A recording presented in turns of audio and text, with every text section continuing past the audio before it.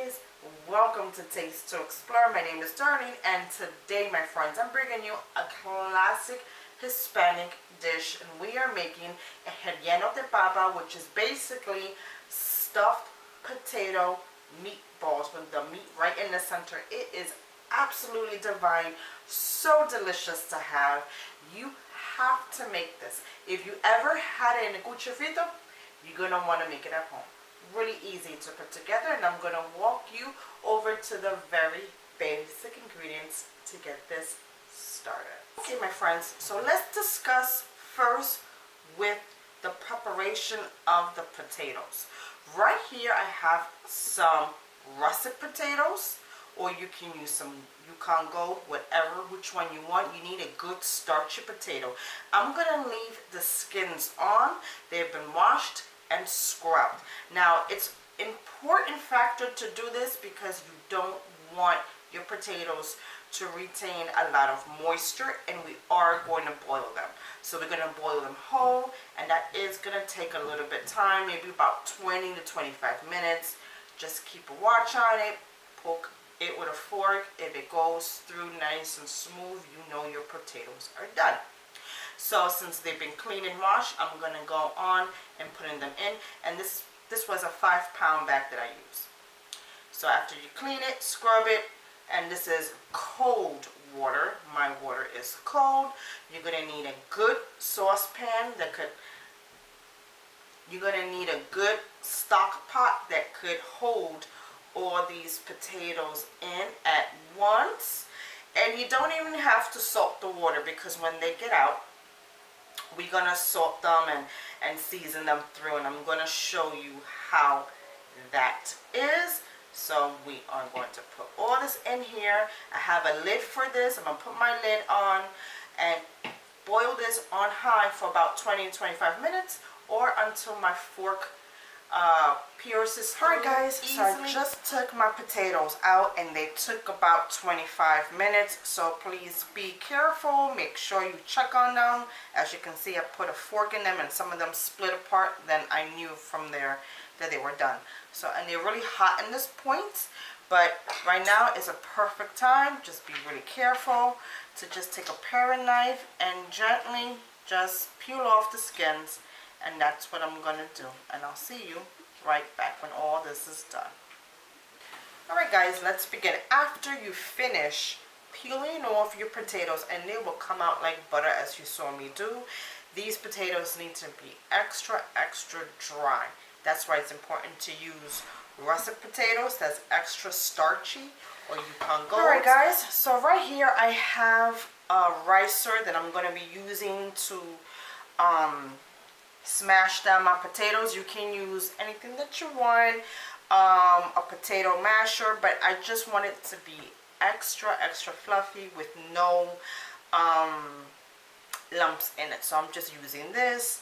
I had this for many years. It's pretty old, and I'm just going to be using this, and this will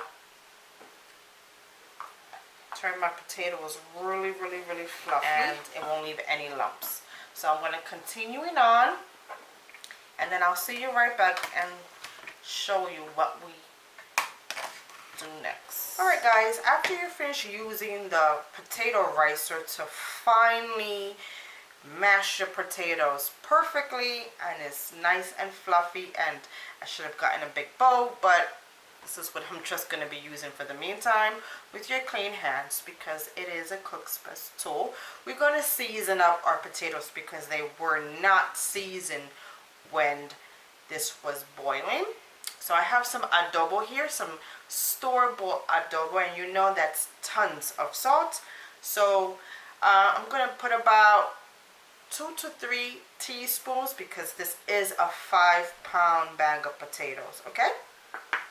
And then right here I have some granulated garlic, and I have also 3 teaspoons as well. So you're gonna just spread it on evenly and then mix through with your hands. This is gonna give it tons of flavor, and as you can see, it's fluffy, it's soft.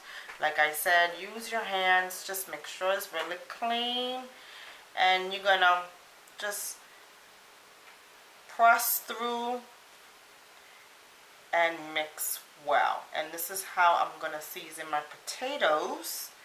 And in a little while I'll show you the other ingredients that I'm going to put in this. These potatoes have cooled off. Look how fluffy and soft. This is exactly what you want. Okay guys, now let's begin. I have a nice little production going on right here, and I'm going to walk you through it. Now, as you know, this is right here is the mashed potatoes that we did, and you saw the way I seasoned it. Now this is the picadillo meat that I did in advance in a separate video because I didn't want to make this video too long. So I will leave the link below to this recipe. Really easy. I have some all-purpose flour right here for dipping.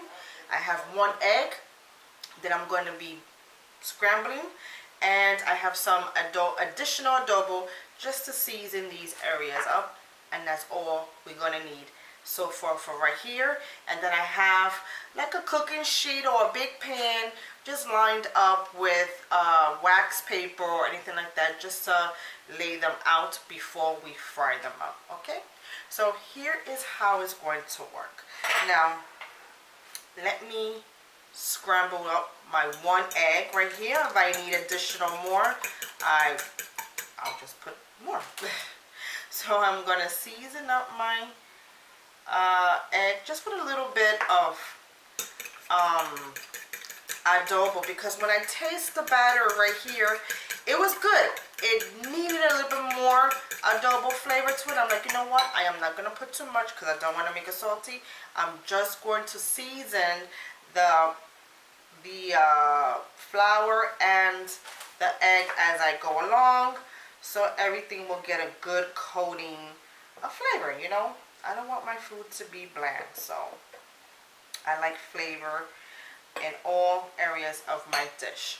Alright, so I'm just going to put a tad bit more. I thought that was a little bit too little bit.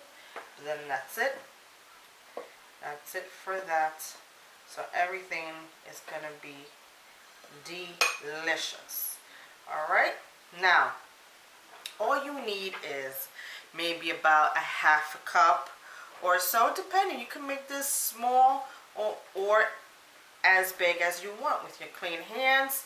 Now look how dry this potato is. I mean, it feels like you can make snowballs out of this.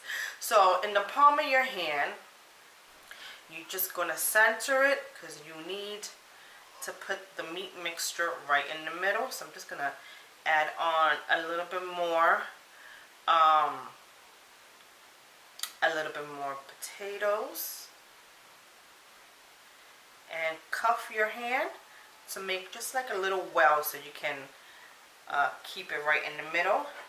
Then with a spoon, you're just gonna pour in just enough, maybe a tablespoon or so, depending how big your llenos de papas are going to be.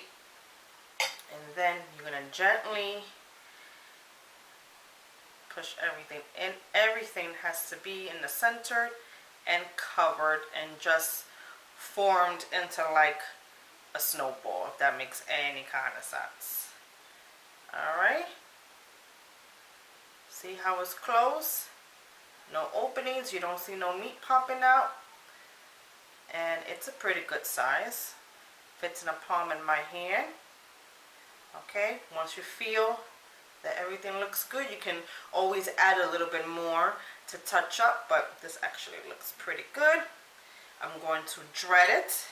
I'm going to show you. Get my potatoes out the way. Get my meat out the way. Okay. I'm going to dread it in the egg. Then I'm going to pass it through the flour. Just make sure everything is well coated all through. Okay. Then we're going to pass it again in the egg mixture. We just want to make sure that we have a good seal, so when this cooks up, it doesn't open as it's frying. Okay, once that is good, I'm gonna need to put more egg, and that's fine. And then I'm just gonna dread this right here, making sure that my little lleno de papa is covered fully. All right. Okay, perfect. I know your hands are gonna be messy. This is a little bit of a messy process, but the results are amazing. All right, so I'm just going to place it right over here in my pan, and I'm just going to line them up and get all this done, and I'll see you right back. Okay guys, now let's begin. I finished up with my potato stuffing balls, or however you would like to call it, but the Spanish name of it is lleno de papa. And over here I have my oil preheating on my cast iron skillet, and I have corn oil. You can use vegetable oil, any flavorless oil will do. And now I had just waited until this heats through. If you have a food thermometer, this will read about 325. You don't want it scalding hot because it's going to rip, it's going to open up your lleno de papas. You need it to be really hot so it can fry up, but not scalding hot, or else you're going to have a potato mess in there. So now let's begin. So just be careful when you throw them in there. Don't get burned, and don't overcrowd your pan. All you're looking is for golden brown color on all sides, and that is pretty much it.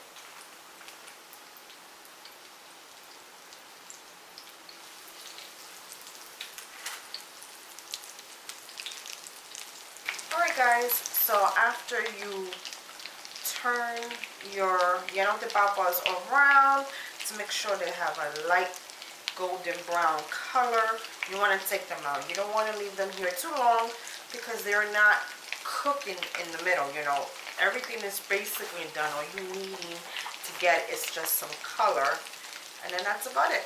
So just so that way you don't have to worry about any openings happening to your lleno de papa, because you know sometimes you get that, right, when it opens up in the middle, you be like, crap, what's going on? Sometimes it can't be over fried. So they're really a gentle way to make this, but nonetheless they're really good. And of course it's not something that you want to eat all the time, because you know it's fried foods and stuff, and you just gotta watch out for that. But other than that, it is done. And I'm going to take these out. I'm going to do a taste test, and I'm going to continue on frying the rest of these bad boys, and I will see you right back. Alright friends, well now it's time to do a taste test, and I'm going to take one that I already fried, and look at this. I mean, it tears apart beautifully. Oh, so good, and so soft, and it's so scrumptious looking. It's like a shepherd's pie right in your hand, and it's so hot. So I am going to take a piece because it is that good.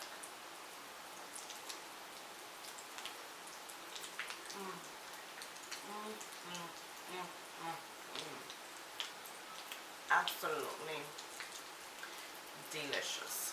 This one's so hot.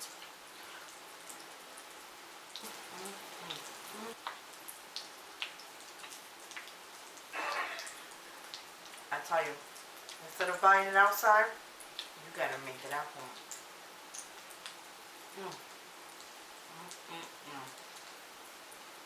Thank you so much for joining me in my kitchen. It's always a pleasure of having you cook along with me. Make this. It's easy. It's delicious. I love it. It's Give it time to cool off and then enjoy it. Take care. Bye-bye.